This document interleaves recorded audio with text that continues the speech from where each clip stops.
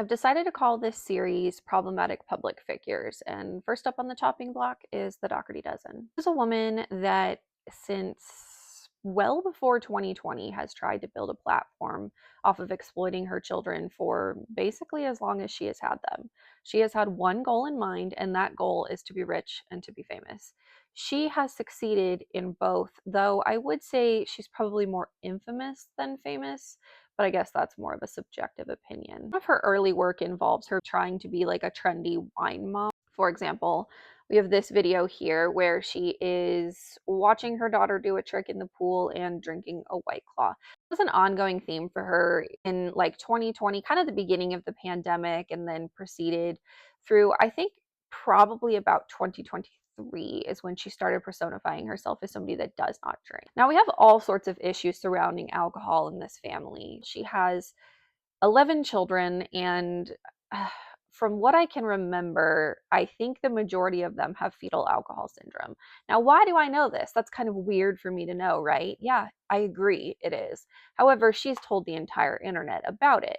In fact, she didn't just tell the internet that, she told the internet about every single medical diagnosis that every single one of her children have. If you have children that have fetal alcohol syndrome, drinking alcohol around said children is generally not a good idea. She has many videos where alcohol is kind of the central theme. Not only that, but she has videos where some of her younger children have talked about drinking alcohol and she quickly shuts that down and is like, what are you talking about? That was kids' champagne. That didn't have alcohol.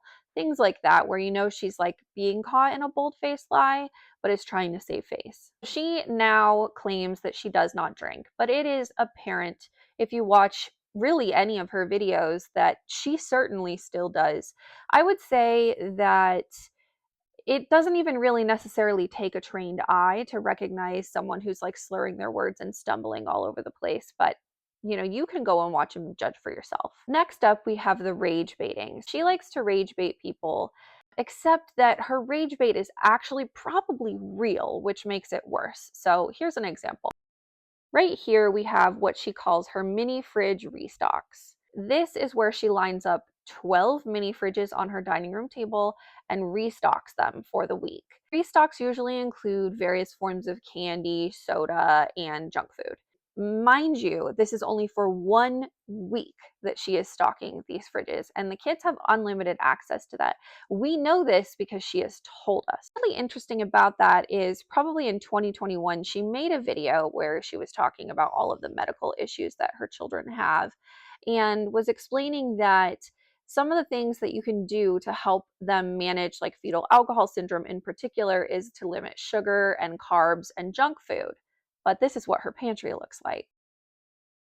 I don't know about you, but that looks like a hell of a lot of junk food to me.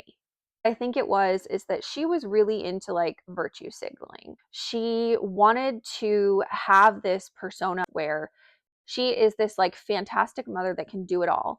And unlike other mothers who may struggle, she doesn't struggle at all. She is able to effectively manage all of her children. And we know that that's just not true. She also paints herself to be a martyr on purpose. She does things like, I wake up at 3 a.m. to cook meals for all 11 of my children so that they can have a hot breakfast. Yet we see her children getting up at like 7 or 8 in the morning and the food has been sitting out on the counter all morning. It's cold. Like they're not having a hot breakfast. We've seen many a video where she ends up just throwing the food away. They're not eating what she makes. If you want to know more about the food that she makes, I suggest that you like look into that for yourself because most of the food that she is cooking looks absolutely inedible. This is not a slight at her whatsoever. I think that she is overworked and she has created a platform where she has to be this super mom. And so she is continuing to perform, and everything that she does is performative. And I don't think that she enjoys a single thing that she does anymore, but she has to do it because this is her means of income. The thing that I find to be really problematic about her is the fact that she exploits her children. Don't get me wrong, in early 2020, when the pandemic started, I wanted to be a content creator too. I mean, who didn't at the time? It was like ripe for the picking. And I started making videos with my children in them. Quickly learned that there is a dark side to the internet that does not want to see your children for just the fun aspect of seeing your children.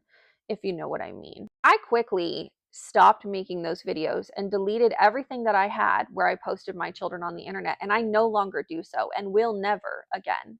But this woman has made an entire career out of exploiting all of her children. It's really sad to watch because you can see that they do anything as a family and they have a camera shoved in their face 24/7. Don't get reprieve. It honestly looks like a miserable existence. Not only that, but the majority of her children aren't 18 years old, so they cannot actually consent to having their lives displayed on the internet for the world to see. This has come up many, many times because her children have been bullied relentlessly for the content that this mom puts out there.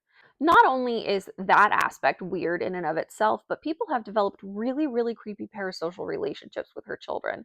She even has this one woman that she calls Auntie Lauren, who is somebody that lives in Australia and sends care packages to her children. At one point, she sent them crocheted dolls that resembled herself to each child.